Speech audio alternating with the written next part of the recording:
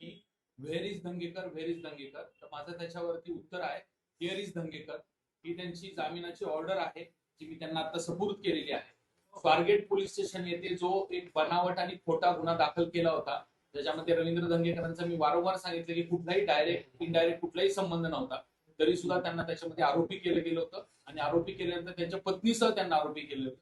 परंतु सगळ्या बाजू आम्ही कोर्टात कायदेशीर मांडल्यानंतर काल न्यायालयाने त्यांना काही अटी शर्तींवरती सशर्त हा अटकपूर्व जामीन मंजूर केलेला आहे. त्याच्यामुळे आता जे काही स्वतः भाऊ आलेले आहेत तर ते आपल्याला सगळ्या प्रश्नांची उत्तरं ते स्वतः देतील. अटी काय काय घातलेले ते अटी काय अटी जी आहे ते आठवड्यातून एकदा पोलीस स्टेशनला हजेरी द्यायला वगैरे लावलेली अशी किरकोळ अटी.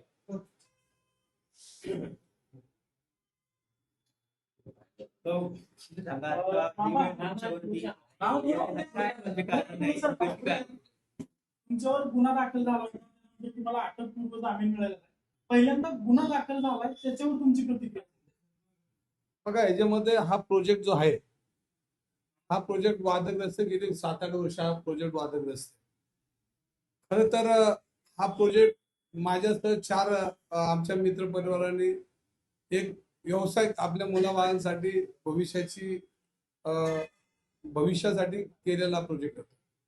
मग बाळासाहेब शेट्टी होते, रघु गौड होते, आमचे सुनील भाऊ आहेर होते आणि एक आमचे पार्टनर, असे आम्ही 5 जणांनी हा पैसे देऊन विकत घेतलेला प्रोजेक्ट होता. तो घेतल्यानंतर आम्ही रिसर महानगरपालिकेकडे परवानगी घेतली. त्यानंतर रिसर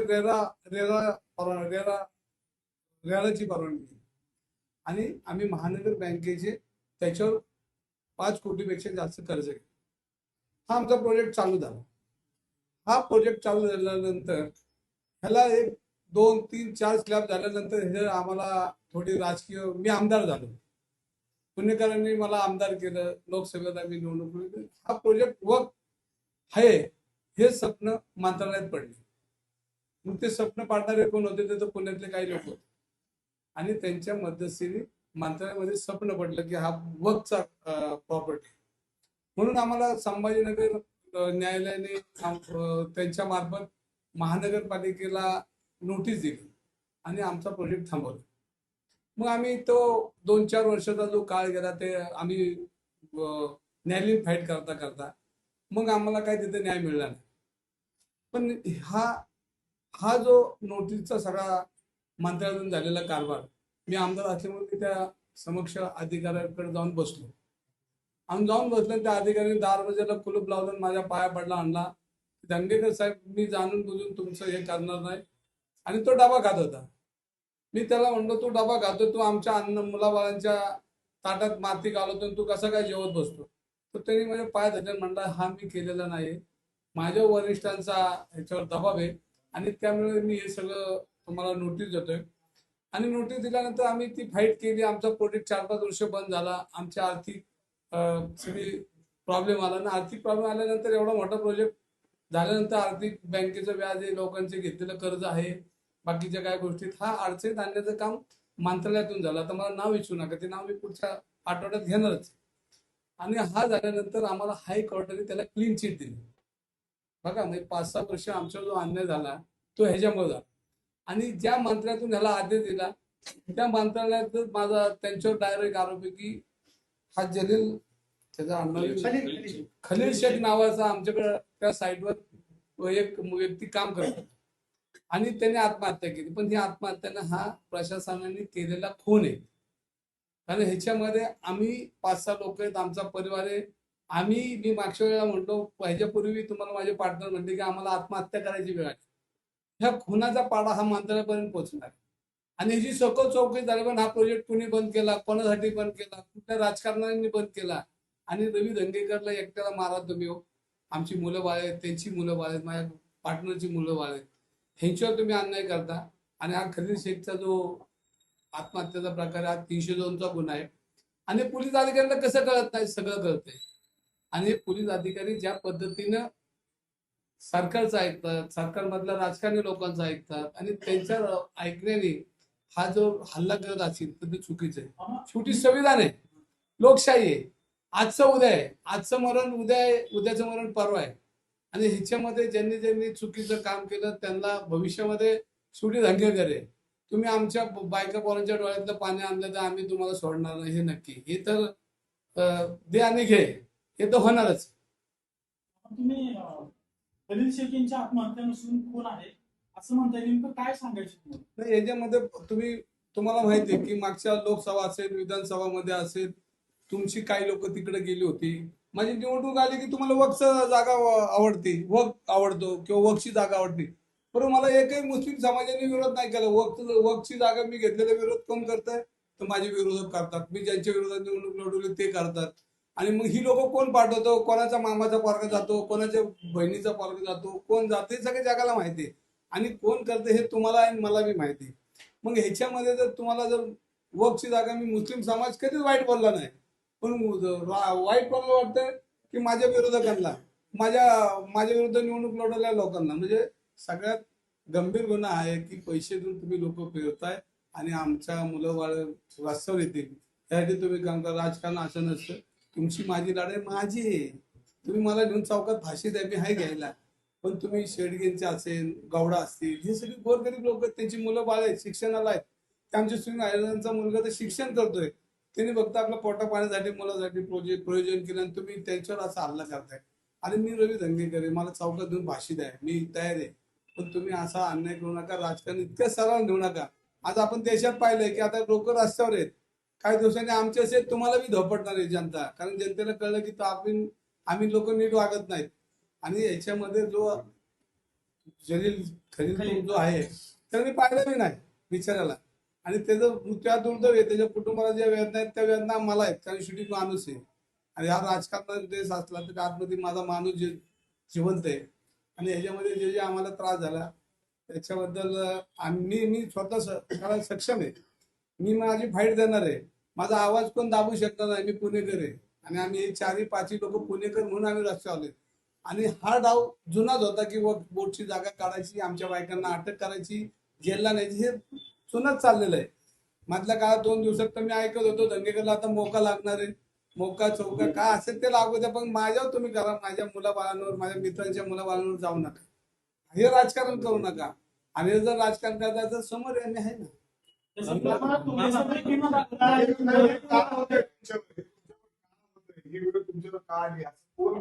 बघा, तुम्ही बघितलं असेल, विधानसभेची निवडणूक झाली, वक्फ बोर्ड आला, लोकसभेची निवडणूक आली, वक्फ बोर्ड आला, पण मला हायकोर्टाने क्लीन चिट दिली.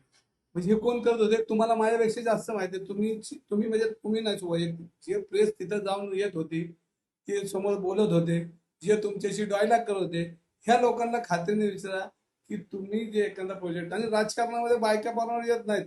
बघा, मी काँग्रेस पाहिली, जनता दल पाहिलं, मी 40 वर्षात पाहिलं, पण वैयक्तिक जीवनामध्ये कुठल्याही राजकारण्याने असा हल्ला केला नाही. पण वरच्या लोकांना कळतंय का नाही हे बी मला कळत नाही. का चुकीची माहिती देतात हे बी कळत नाही, का ते जाणून बुजून करतात हे बी कळत नाही. पण जर आमच्या मुलाबाळांना जर तुम्हाला जेलला पाठवायचं असेल, ते राजकारणाचे संकेत नाहीत. आम्ही रस्त्यावर आहे आणि आम्ही ज्या दिवशी राजकारणाला त्या दिवशी ठरवलंय. तेव्हा तुमच्याच माहितीतील मित्र पक्षातील लोकांनी तुमच्यावर टीका केली की तुम्ही शहर सोडून पळून गेलाय. तुम्ही नेमकं कुठं पळून गेला? नाही ना, आता मी पळून काय, मी काय निलेश घायवाळ सारखं काय देश सोडून पळालो? पुण्यातच होतो आणि पुण्यात असलो तरी मी काय पळून जाणार नाहीये. तुम्हाला परत एकदा सांगतो, मी 2-3 गोष्टी सांगतो की काय गुन्हेगार, काय पोलीस अधिकारी, काय राजकारणी संगत मताने माझ्यावर कुणी हल्ला होणार किंवा मला काहीतरी होणार हे नक्की. आणि त्याची तयारी मी पूर्वी बोललो, आजही बोललो. काय पोलीस अधिकारी, काय राजकारणी, आणि काय गुन्हेगार, आणि काय बिल्डर लॉबी, आणि काय लोक हे ड्रग्सचा व्यवसाय करणार, ही सगळी एकत्र आलेली लॉबी आहे. आणि ही लॉबी मला घात करणार हे नक्की. मला आज ना उद्या याच्या समोर जावं लागणार आहे. मला एक तर गोळी वाचणार आहे, नाही तर एक तर जेल तरी जावं लागणार आहे, नाही तर खोट्या नाटाच्या काय तक्रार घेऊन काय पोलीस लोकांना अधिकाऱ्यांना हाताशी धरून माझ्यावर गुन्हे व्यवस्थित दाखल होणार, ह्याची तयारी आहे माझी. पण पुणेकरांचा आवाज संपणार नाही. मी ज्या ज्या वेळेला वाईट दिसेल त्या वेळेला मी बोलणार आहे. मी महानगरपालिकेच्या निवडणुकी बसणं करत होतो की ज्याचं कारण की आपल्याला लोकांनी सांगितलं की आता दंगेकर तुम्ही जरा शांत राहा, राहिलो. पण त्याचा अर्थ असा ना की पुणेकरांचा आवाज दाबू शकणार नाही. मी रस्त्यावर आहे आज ना. आता मी म्हणतो 2-3 महिने जाऊ दे, काय यांना भ्रष्टाचार, महानगरपालिका आयुक्त भ्रष्टाचार, पोलीस आयुक्त काय, आता तुम्हाला माहिती आहे सगळं दप्तर आहेत ते पुढे पुढे जाऊ आपण. नाही, आता म्हणजे यांनी त्याच्यामध्ये सगळं संगतमाताने पुण्याचं प्रश्न आहे. लुटायचं काम केलं. आत्महत्या झाल्यावरती तुमच्यावरती गुन्हा दाखल करण्यात आला हा स्वतः सत्तेमध्ये आहात तुम्ही ज्या पक्षात आहात त्याचे त्या पक्षाचे उपमुख्यमंत्री आहेत तुम्ही विसरताय का त्यांनीच बसवलंय यांना नाही ना, हे सगळं ठीक आहे. मी जरी सत्तेत असतो तर दंगेकर सत्तेत कधीच नसतो. राहत नसेल तर झाली पक्ष मामा तुम्ही सत्तेत नसतोच मी.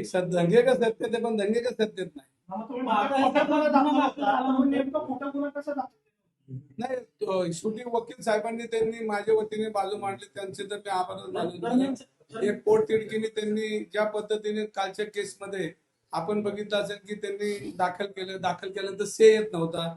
से नाही आला तर दुसऱ्या दिवशी कोर्टाने ताकीद दिली. कोर्टाने ताकीद दिलं मग कोर्टाने 10 मिनिटात पेशंट डायरी येते. म्हणजे हे सगळं संगत मताने मला कसं त्रास होईल. याच्यामध्ये खोटा गुन्हा आणि संगनमताने चाललं असं म्हणतात. दरम्यानच्या काळात एकनाथ शिंदेचे तुमचं काय बोलणं झालं का? हे सगळं कानावर घातलंय का तुम्ही? आणि बघा, आज तुमच्या माध्यमातून त्यांना ते कळलंच असेल. आणि शेवटी दंगेकर माझ्या पाया पाडणारा नाहीये. किती काय झालं तरी मी माझं पाप, मी जर चुकलो असेल तर मी जाईल. मी चुकलोच नाही, माझ्या दारात जाणारच नाही. मी उद्या एखाद्या दारात गेलो तर दुसऱ्या दिवशी मी सगळ्यात क्लीन शीट होईल. पण मी माझ्या दारात जाणार नाही. मी आयुष्यात ठरवलंय की आपण माझ्या दारात जायचं नाही, आपण चुकीचं काम करायचं नाही. त्यामुळे कोणासाठी आपल्या डोक्यात उपकार घ्यायचे तर आपल्याला त्याची काय गरज नाही. धनगर शेख कुटुंबाशी काय बोलणं झालं का? अहो, आता मी त्या दिवशी माझ्यावर गुन्हा दाखल व्हायच्या अगोदर त्या दिवशी मी आजही म्हणतो की ती घटना दुर्दैवी आहे. त्याच्या कुटुंबाला आपण वाऱ्यावर सोडणार नाही. हा धंदा, हा पाठ, हा सगळा बाजूला राहू द्या. हा काय नाही, माणूस की या धंदे करत ठासून भरली. मी तर घरी जाईल. आता कसं वातावरण गरम झालंय, शेवटी आपल्याला काय 4 शब्द बोलती राहू द्या. मी पण त्यांना वाऱ्यावर सोडणार नाही. आपण लोकांना नाही सोडत, दुश्मनाला नाही सोडत. एखाद्या घरावर हल्ला झाला तर आपण स्वतः पुढे जातो, आम्ही जाणतो उभं राहतो. त्याच्या घरावर मी आज जे बेतलंय तर त्यासाठी आपण जाणार आहे. नंतर खोटा गुन्हा जो दाखल झालाय याच्यामध्ये राजकीय दबाव नक्की कोणाचा होता की दिल्ली शेखनं जो व्हिडिओ बनवला त्याच्यामध्ये असं म्हटलं की फक्त दंगेकरांनी मदत केली.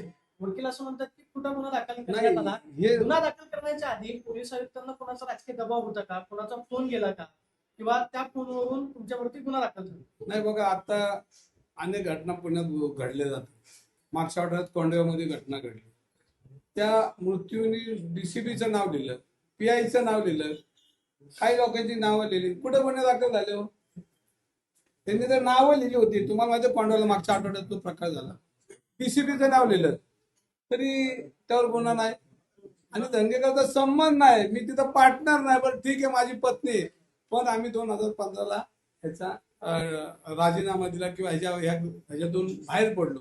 पण नुसतंच बाहेर नाही पडलो की ह्याची बघा, भागीदार संस्थेचं कर्ज सुद्धा आम्ही अंगावर घेतलं. माझा स्वतःचं घर त्याच्यासाठी घाण आहे आणि आम्ही त्याची जबाबदारी घेतली की ह्यातनं आपण बाहेर पडू.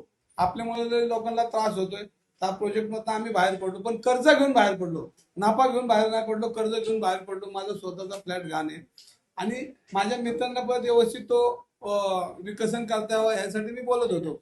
पण आता ते त्यांच्या मनातला जो राग होता तो राग सगळ्यांवर काढायचा त्यांनी प्रयत्न केला. माझ्या तर प्रचंड अदृश्य शक्ती कोण आहे? की ज्याचं तुम्ही नाव घेत नाही आहात. गुन्हा दाखल झाला असं कोण आहे? राजकीय कोण व्यक्ती तुमच्या कोण आहे? मागे लागल्यावर तुमच्यावर दबाव आणण्यासाठी? तुम्ही म्हणताय मला गोळी घातली, जेलमध्ये टाकलं. असं कोण राजकीय व्यक्ती कोण आहे? तुमच्या हातात खाली नेमकी. नाही, याच्यामध्ये बघा, तुम्ही ज्या पद्धतीने माझी जी आंदोलन झाली, ज्या ज्या वेळेला मी भ्रष्टाचार विरुद्ध आवाज केला, तो आज केलेला नाहीये की मी आमदार झालो म्हणून ह्याच्यापूर्वी माझे आंदोलन झाले. तुम्ही पाहिलं असेल जलपर्णीचं आंदोलन झालं, बाकीच्या गोष्टी आहेत. कोट्यवधी रुपये यांनी खाल्लेले. जलपर्णीचे पैसे कोणी खाल्ले? तुमच्या आजूबाजूची जुनी लोक आहेत त्यांना विचारा. त्यासाठी जेलला गेलो मी. पण पुणेकरांचे 200-250 कोटी रुपये वाचवले ना मी. मध्ये तुम्ही पाहिलं असेल पब संस्कृती आला असेल, ललित पाटील असेल, तो पोर्शोकार असेल आणि सातत्यानं मी पुणेकरांचा आवाज म्हणून रस्त्यावर आलेलो ना, आजही येणार आहे. पण काही पोलीस अधिकारी असतील, काहींचे हप्ते बंद होतात, काहींचे पैसे मिळत नाहीत, काही बिल्डर लोकांना चुकीची कामं करताना आमच्याकडे तक्रार आहेत. आपण लढतो भेटतो. काही टेंडर प्रक्रिया आहेत, सगळ्यात बोगस. आज पुणे शहर धुवून काढायचं काम चाललंय या महानगरपालिकेत. आता उद्यापासून बोलावं लागणार. आता मी बसलो होतो, जाऊ दे म्हणलो. पण खरं रूप आता आणावं लागेल, कारण आता शेवटी आपल्या गाड्यापर्यंत आल्या, आता आपल्याला लढावं लागेल. उद्या असं समजा इथून बाहेर पडलं तरी मला गोळी लागेल असं मला त्यात काय अवघड नाही. पण ही जी केस आहे ना, ही केस आज जी केस झाली, आमचे ढोंगे साहेब जे बोललेत, लढलेत, जर मी ह्यात गुन्हेगार ठरलो ना, गुन्हेगार म्हणजे तुमच्या समक्ष सांगतो, मी त्या मिलिंद मोहितेच्या घराखाली जाऊन आत्महत्या करेन. मी जर चुकीचं असलं तर त्याच्या घराखाली जाऊन आत्महत्या करेल. कारण हे चुकीचं काम मी आयुष्यात करणार नाही. ह्याच्यात जर मी दोषी ठरलो ना, म्हणजे आज तुमच्या साक्षीने सांग, त्याच्या घराखाली जाईल आणि आत्महत्या करेन, पण त्याचं नाव घेणार नाही. कारण ह्याच्यामध्ये माझा 0% संबंध नाही, माझ्या पत्नीचा नाही, तर इथलं कोणाचाच नाही. पण राजकीय राग पोलीस ज्या पद्धतीने काढतात ती पद्धत काल मला दिसली. मी लहानपणी पिक्चर बघायचो, मराठी पिक्चर राजकारणावर.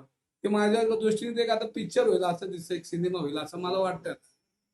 काय नाही, म्हणलं, मुद्दा मिलिंद मागे मोहिते मामा, यांचं नाव तुमच्या- घेतलं. तुमची अडचण नेमकी झाली कोणाला? तुम्हाला म्हणतात पोहे लागतात.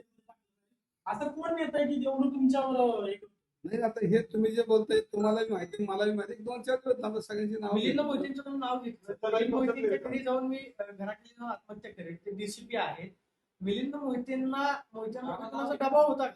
मिलिंद मोहितेंना ह्यासाठी मी आत्महत्या करेन म्हणलं. आजही परत एकदा सांगतो की मी जर चुकीचं असलं ना तर 100%, आणि मला कोर्टाने जर ह्याच्यामध्ये जर सजा दिली तर 100% करेन, कारण मी पापी आहे. हा. पण मी नसेल तर त्याचाही जबाब विचार जाणार ना, माझी केस सुटणार. मिलिंद मोहितेंचा दबाव होता. आता DCP आहे, आता ते काय लोक आता बघा वरून आम्हाला दबाव आहे, मग मी खालून विचारतो कुठला दबाव आहे, पण ते सांगत नाहीत मला. मामा, तुमच्यावर अनेक समर्थक आहेत तुमचे. तुम्ही म्हणता पुणेकर बस, तुम्ही आता मी सांगता पुणेकरांसाठी मी आंदोलन करतो. घेतलं म्हणून सांगतो.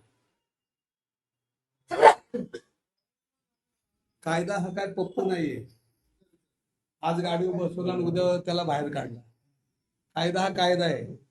कायदा आज ना उद्या त्याचं चित्र, त्याचं जे पावर तो दाखवतो. नाही तर आपल्याला काही लोकांना असं वाटतं की कायदा हा पप्पू आहे, गाडीच्या स्टेअरिंगवर बसवला आणि काढून नेला, असं नाव आहे. कायदा हा पप्पू नाहीये, कायदा हा कायदा आहे. आणि कायद्यामुळं आणि याच्यामध्ये संविधान चालतं, कायदा चालतो. कायदा हा पप्पू नाही, कायदा हा तुमचा आधार आहे, सगळ्यांचा शेवटचा आधार आहे. आणि कायदा पप्पू नाही, आपण गाडीवर एखादा पप्पू ड्रायव्हर ठेवतो आणि दुसऱ्या दिवशी काढतो, तर असा विषय नाही.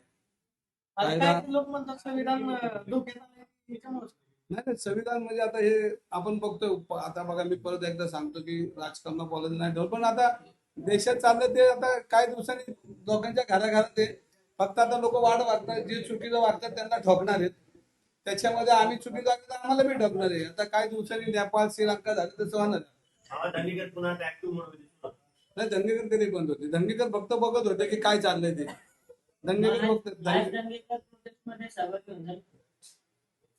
सगळी दंगेकर जिथं अन्याय दिसतो तिथं दंगेकरला अजून चष्मा लागला नाही. मग दंगेकरचे डोळे सगळे माझं वय 56 आहे, पण माझा अजून चेहऱ्यावर डोळा आहे की बारीक मी बघू शकतो. माझा चष्मा मोठा आहे, त्यामुळे काय अडचण नाही. सगळे जे पप्पू राजकारणात आहेत त्या पप्पूंची चर्चा माझ्याकडे आहे. मी आता त्या पप्पूकडे जरा बघतो आणि कसं काय करायचं ते बघू आता. म्हणजे पप्पू म्हणजे कुठले? नाही, आपण नाही म्हणत. आपण जे पप्पू म्हणतोय हा पप्पू आहे राजकारणातला किंवा काय, तर त्याच्यामध्ये कायदा हा पप्पू नाही. कायदा हा कायदा आहे. त्याला डॉक्टर बाबासाहेब आंबेडकर साहेबांनी संविधानाला आकार दिलाय. त्यामुळं कायदा हा काय कोणाच्या घरचा बांधील नाही. आज नव्हता राजकीय कवच संपलं की कायदा परत कायदा आहे. सगळ्यांना जेलला जावं लागलं. मी परत म्हणतो पुणे कमिशनरला बी जेलला जावं लागलं. आणि कोणाची नावं घ्यायची आता ती तुम्हाला तोंडपाड झाली, फक्त आता माय तर सगळ्यांना माहिती. आणि तुम्हाला महानगरपालिकेला उद्यापासून भ्रष्टाचार असेल रोज काढतो. आता मला कामच नाही राहिलं ते. उलट त्यांनी मला घरात बसवलं होतं तर बाहेर काढलं, त्यांना त्यांचं अभिनंदन करत. आणि ह्याच्यामध्ये परत एक तुम्हाला सांगायचं खास राव, म्हणजे आता त्या माणसाचं बी कौतुक केलं पाहिजे की हा जो मी ह्याच्यातून बाहेर पडलो ना, तो एका नेत्यामुळे बाहेर पडलो की तो म्हणला दंगेकर नको ह्याच्यामध्ये, आम्ही तुम्हाला मदत करू. आणि त्याचा मला आभार का मानायचे की त्यांनी माझं नाव काढायला लावलं. म्हणजे आज वकील साहेबांना सांगतं तर काय लोक वाटत की दंगेकर नाहीच. त्याचे आभार आता मानावं लागेल मला. होय नाही होईल तर आपल्या नशिबाचा भाग आहे. आणि आम्ही काय रस्त्यावर आम्हाला काय थोडं आम्ही लोकांच्या चपातीवर तूप टाकलेलं कार्यकर्ता आहे. माझ्या घरात माझ्या चपातीवर मीठ असलं तरी मला चालतं, एवढं काय नाही भारी राहतो असं.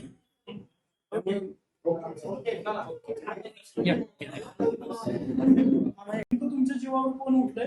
तुम्ही का भीताय? नाव सांगून टाकलं तर तुम्हाला पुणेकरांना कळेल ना. दंगेकरच्या डिस्ट्रिक्टमध्ये घाबरत नाही का? वकील शेजारी बसले. दंगेकरच्या डिस्ट्रिक्टमध्ये घाबरत नाही का? घाबरला नाही. 1-2 मिनिटं याच्यामध्ये तुम्हाला मी सांगतो. मला अजून सगळे पुरावे हे सगळं आणलंय ना दप्तर मी.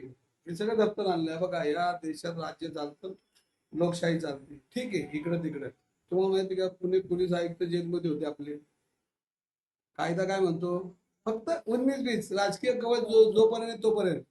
ह्या शहराचा पोलीस कमिशनर हा जेलला बसलेला तुम्ही पाहिलाय, मी बी पाहिलाय. हे काय सोपं नाही. आज ना उद्या याचा हिशोब द्यावा लागतो. पण राजकीय कवचमध्ये किती दिवस वागायचं ना आपण काय पाप करायचं हे बी ठरलं पाहिजे. शेवटी लोकशाही म्हणजे इथं कोणाला सुट्टी नाही. कोणत्या पक्षाचे नेते आहेत, काय मंत्री आहेत किंवा काय आहेत की त्यांना पोलीस ते सांगतील तसं करतायत? आता ते नाही का, तुम्ही नेहमी बोलता कोण कोण माझ्या विरुद्ध बाहेर देतं, ते तुम्हाला माहिती आहे की काय वेगळं सांगावं लागतंय का तुम्हाला? मंत्रालयात तुम्ही असं म्हणता की दबाव आला, कोण बसले मंत्रालयात?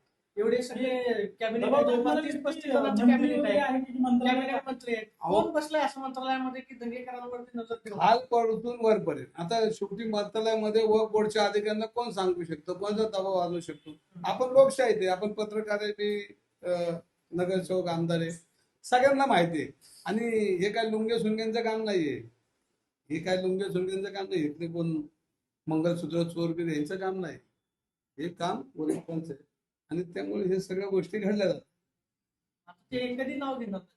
नाव घ्यायचं, आता नाव घ्यायचंच नाही ना, आता घेणार आहे. पण जरा थोडं मला अजून तयारी माझी चालू आहे. मला जामीन दिलेला आहे आणि जामीन मध्ये जे गाठी आहेत ते परत आता वकील साहेबांपाशी बसून करतोय. तुम्ही मागच्या आठवड्यात- नेतृत्वावर नाराज दिसताय. तुम्ही असं म्हटलं की कोण? कुणाकडे पाया पडायला जाणार नाही. तर माझ्या- मी चुकीचं नाही किंवा घाबरणार नाही. मी चुकीचंच नाही. बघा, तुम्हाला सांगू का, मी मंगळसूत्र चोरलं असतं ना तर मी गेलो असतो लोकांच्या घरी, साहेबांच्या, मला वाचवा. माझी आई गेली असती, माझी बहीण गेली असती, माझी बायको गेली असती, माझ्या नवऱ्याने मंगळसूत्र. माझ्या नवऱ्याने काहीच नाही केलं. ती काल माझ्याबरोबर आम्ही एकच होतो. ते म्हणले, बिंदास, तुम्ही ज्या रोडला आहे त्या रोडला मी आहे, तुमच्या सुखात आहे दुःखात आहे. म्हणजे मला घरनं माझी पत्नी नाही माझ्या बरोबर, त्यामुळे मला अडचण नाही ती. ओके.